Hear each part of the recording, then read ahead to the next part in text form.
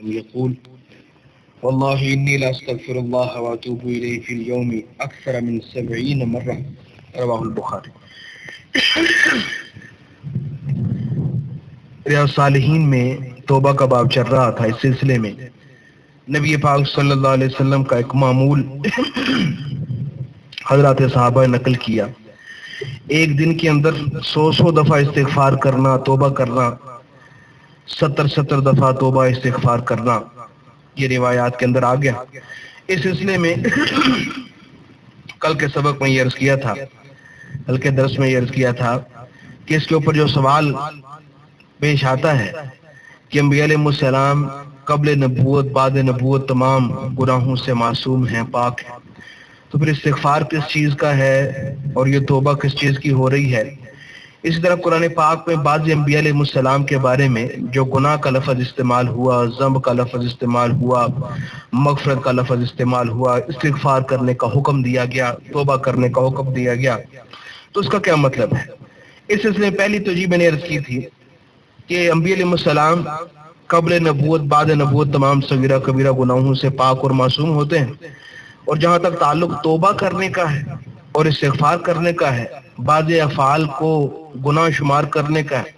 اس کے اوپر توبہ استغفار کرنا، اس کو گناہ کی طرف سمجھنا ہے، تو اس کی ایک توجیہ یہ ہے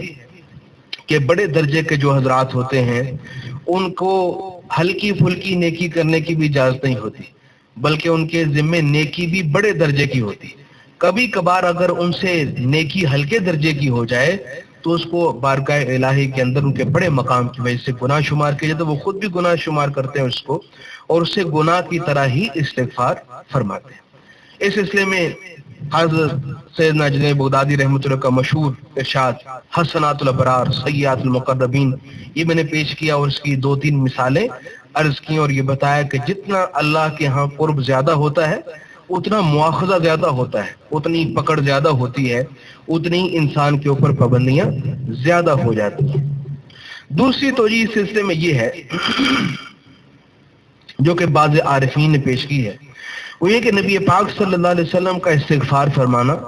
بار بار توبہ کرنا، بار بار استغفار فرمانا، اس کی وجہ یہ ہے کہ آپ کا درجہ اللہ تعالیٰ کے ہاں اس قدر بلند ہوتا تھا اور اس تیزی سے آپ کا سفر ہوتا تھا، ہر آدمی اپنی نیکی کے بقدر اس رستے کے اوپر رواں دواں ہے، اللہ تعالیٰ کے قرب و رضا کے رستے پر۔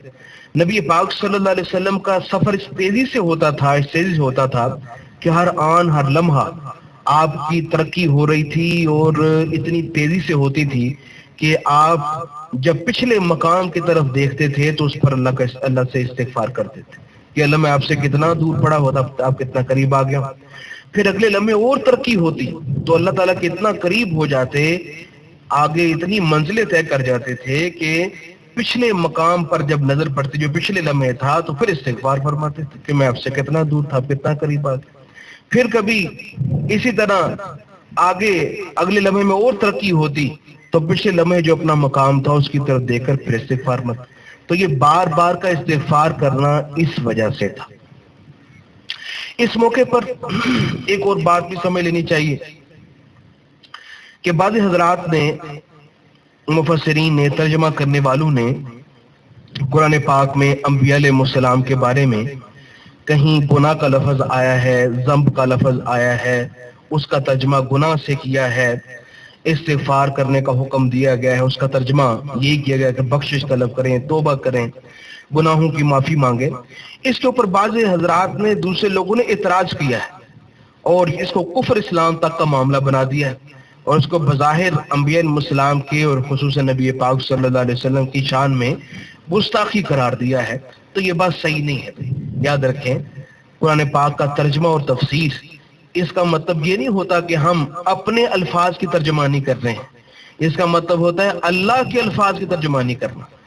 اللہ کے ارادے کی ترجمانی کرنا، ترجمہ و تفسیر ملحوظ ہوتا ہے۔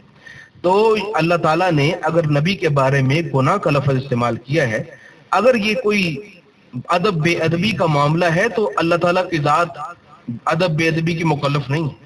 وہ ذات ان دائروں سے پاک ہے، ان دائروں سے ماورا ہے۔ ادب اور بے ادبی کے دائرے مخلوقات کے لیے ہیں، اللہ تعالیٰ کی ذات کے لیے نہیں۔ اللہ تعالیٰ اپنے نبیوں کو، اپنی مخلوق کو جیسے چاہے مخاطب کر سکتے ہیں، اور کسی کے لیے گناہ کا لفظ استعمال کریں، کسی کو کوئی حکم دیں، کسی کے لیے کوئی ذلت کا لفظ استعمال کریں، جس طرح کا لفظ استعمال کریں ان کو حق ہے۔ خود انبیاء علیہ السلام نے اپنے حق میں ایسے الفاظ استعمال فرمائے، اس لیے کہ اس سے ان کی ابدیت کا اظہار ہوتا ہے۔ تو اللہ تعالیٰ ادب اور بے ادبی کے دائروں کا مکلف نہیں، ہم مکلف ہیں۔ تو جہاں مفسرین نے، یہ ترجمہ کرنے والوں نے گناہ کا لفظ استعمال کیا ہے، ذنب کا ترجمہ ذنب گناہ سے کیا ہے، تو انہیں کوئی بے ادبی کا کام نہیں، اس لیے کہ انہیں تو اللہ کی مراد واضح کی ہے، نہ کہ اپنی مراد واضح کی ہے، اللہ کی مراد واضح کی۔ اور اللہ تعالیٰ جیسے چاہے کسی کے بارے میں، اپنی مخلوق کے بارے میں ان کی رعایا ہے، جیسے چاہے اس کے لفظ استعمال کریں، وہ انبیاء ہوں یا غیر انبیاء۔ چنانچہ اس سے بھی زیادہ شدید قسم کے الفاظ اور باتیں قرآن پاک میں موجود ہیں مقربین کے بارے میں۔ چنانچہ اللہ تعالیٰ جل جلالہ نے فرمایا نبی پاک صلی اللہ علیہ وسلم کے بارے سورہ حاقہ میں ہے، ارشاد فرمایا لو تقبل علینا بعض الاقابیل، اے لوگو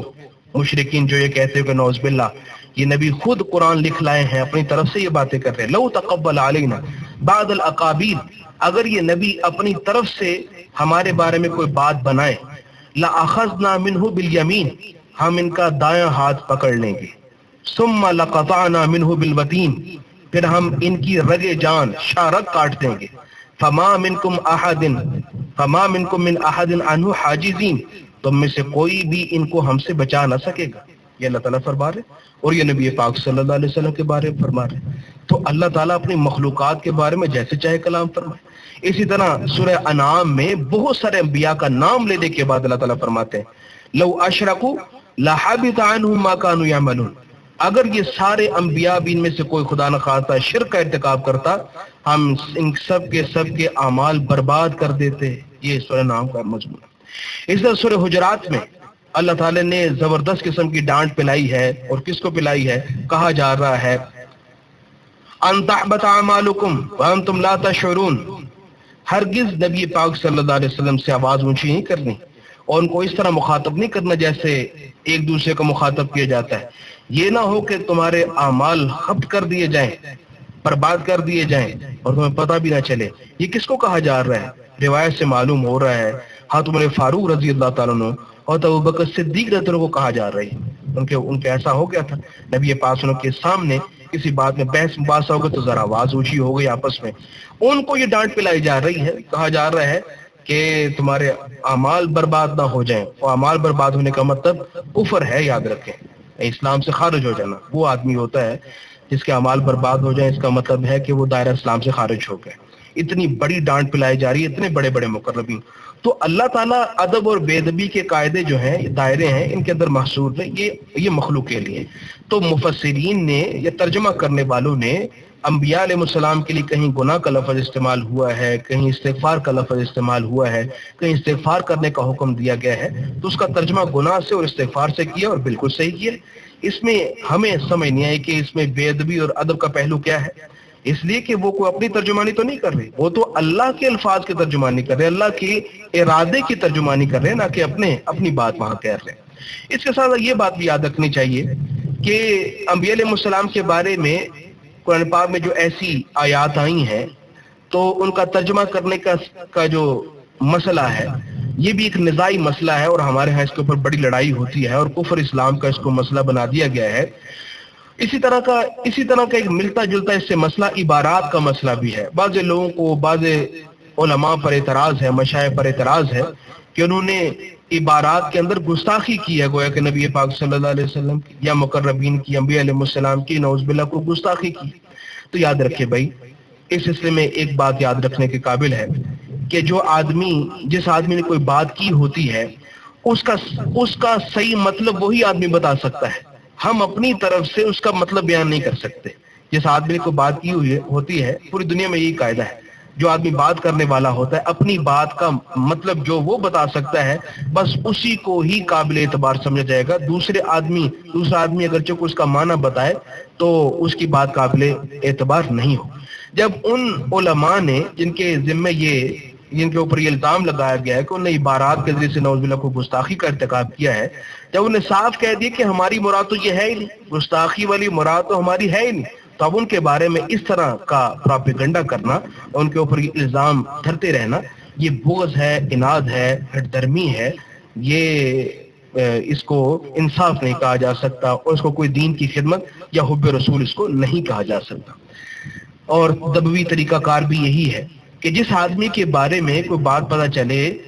तो उससे वजाहत तलब करना चाहिए, ना कि बात सुनते ही कोई उसके ऊपर हुक्म लगा देना चाहिए। रिवायत के अंदर साफ आता है, हमारे साथ मोहतरम अब्दुर्रहमान साहब अशरफी रहमतुल्लाह अलैह फरमाया करते थे, मुस्लिम शरीफ की रिवायत है, मुस्लिम शरीफ में आता है एक सहाबी ने दूसरे सहाबी को, जो कि मस्जिद नबवी से बहुत दूर रहते थे,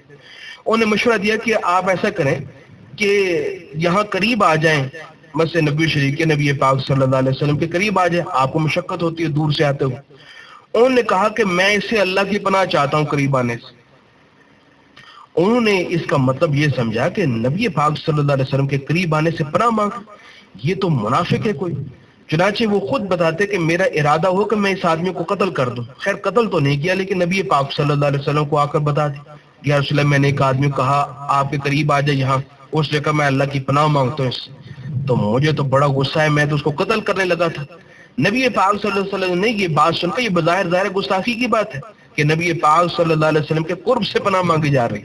आपने कोई फैसला नहीं फरमाया, बल्कि उस सहाबी को बुलाया, उसे पूछा भाई ये बात हुई है, आपने ये बात की है? उन्होंने कहा की है। फरमाया क्या मतलब इसका? उन्होंने अर्ज किया कि रसूल मेरा ये मतलब हरगिज़ नहीं था कि नौज़ुबिल्लाह आपके कुर्ब से पनाह चाहूं, मेरा मतलब ये था कि मैं दूर से आता हूँ तो इससे मुझे सवाब ज्यादा मिलता है, करीब आने से मेरा सवाब कम हो जाएगा, तो मैंने सवाब की कमी से पनाह मांगी, मेरा हरगिज़ ये मतलब नहीं था जो इस आदमी ने समझा। तो नबवी तरीकाकार ये है कि जिसके बारे में कोई बात पता चले कि इससे कोई ऐसी बात हो गई है, कोई गलत बात लगती है उसके बारे में, तो उससे वजाहत तलब करनी चाहिए, और जो वजाहत वो दे दे उसको मान लेना चाहिए। वजाहत सुन लेने के बाद भी अपनी बात चलाते रहना, ये हठधर्मी है, जिद है, नाद है, ये कोई दीन की खिदमत नहीं है। हमारे उस्ताद मोहतरम अब्दुर्रहमान साहब अशरफी रहमतुल्लाह अलैह इबारात के मसले के सिलसिले में बड़ी प्यारी बात फरमाया करते थे। फरमाते थे बाज़ लोग जिनने इतराज किया है अकाबिर उलमा देवबंद पर इबारात के हवाले से, तो उनका इतराज इसी तरह का है, अपनी चूंकि खुद ही बात अपनी तरफ से बना ली है और खुद अपना एक मतलब निकाल ली। उसकी मिसाल ऐसी है जैसे एक मस्जिद वालों ने इश्तिहार लगाया जलसे का, और जलसे का इश्तिहार था, जलसे के इश्तिहार के आखिर में हस्ब मामूल ने लिखा था कि मस्तूरात के लिए अलग इंतजाम है, मस्तूरात के लिए अलग इंतजाम। तो फरमाया कि एक आदमी ने इश्तिहार पढ़ा, वो को बोझ रखता था मस्जिद वालों से, जलसे वालों से, उसने कहा लोगों देखो कितनी गलत बात लिखी है इस इश्तिहार के अंदर, ये कह रहे हैं मस्तू रात के लिए अलग इंतजाम है, ये नहीं कह रहे, ये कह रहे मस्तू रात के लिए अलग इंतजाम। देखो कितनी गंदी बात लिखी, कितनी बुरी बात लिखी, रात को क्या होना यहाँ। तो इन लोगों की मिसाल भी ऐसी है कि जब बंदा किसी के अल्फाज को अपने मानी का जामा पहनाना शुरू कर दे कि नहीं जो मैं समझ रहा हूँ बात वो है, इसने इसका मतलब यही था जो मैं समझ रहा हूँ, तो ये इसी तरह की मस्तूरात वाली बात ही बनती है। इसलिए याद रखें ये जो इबारात का मसला है, इस सिलसिले में जब वजाहत दे दी गई है और ये कह दी कि हमारा हरगिज़ इस तरह का कोई मतलब नहीं है, तो उस वजाहत को कबूल करना चाहिए और इस तरह का प्रोपेगेंडा करने से अपने आप को बाज रखना चाहिए। और वैसे भी इन तिलों के अंदर अब तेल नहीं रहा है, बड़े बड़े उलमा, बल्कि जिन लोगों ने ये तहरीकें उठाई थी खुद अपनी जिंदगी में आखिर में रुजू करके गए हैं इससे। चनाचे अहमद रज़ा खान साहब बरेलवी अपने रिसाले के अंदर लिखते हैं शाह इस्माइल शहीद रहमतुल्लाह के बारे में कि मैं उनको काफिर नहीं कहता, उलमाए मुहतातीन भी उनको काफिर ना कहें, इसी पर फतवा है, यही बात हक है, इसी के अंदर सलामती है, यही ठीक बात है। इतने ज्यादा ताकीद के साथ ये फतवा तमहीदुल ईमान के अंदर भी देकर गए हैं और गालिबन उनके रिसाला सुबहान और सुबह के अंदर भी ये फतवा मौजूद है। अब बात समझने की ये है कि शाह इस्माइल शहीद रहमतुल्लाह अलैह पर सबसे ज्यादा इल्जामात है।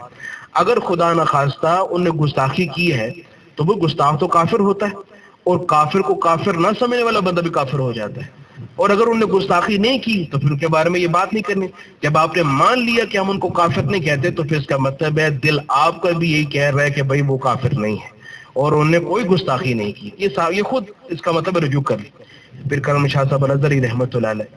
وہ اپنے رسالے میں فرماتے ہیں، طالباً یہ رسالہ ہے تخزیر الناس میری نظر، اس میں فرماتے ہیں ان دیوبندی اور بیلوی دونوں گروہوں کو اہل سنت شمار کیا ہے، کہا کہ کاش یہ دونوں گروہ آپس میں دوبارہ ایک ہو جائیں۔ یہ اہل سنت شمار کرنا صاحب بتا رہا ہے کہ بھئی یہ کفر اسلام کا معاملہ نہیں اور کوئی ایسی بات نہیں ہے، یہ غلط فہمی صاحب لکھا ہے کہ غلط فہمی کی وجہ سے ایسا ہوا ہے، ورنہ حقیقت میں یہ اس طرح کا اختلاف نہیں ہے۔ تو بہرحال یہ چند گزارشات اس مقام کے حوالے سے، انبیاء علیہ السلام کے بارے میں گناہ کا لفظ استعمال کیا گیا، استغفار کا لفظ استعمال کیا گیا، اس کا کیا مطلب ہے؟ اللہ تعالی ہم سب کو صحیح سمجھ نصیب فرمائے۔ الحمدللہ۔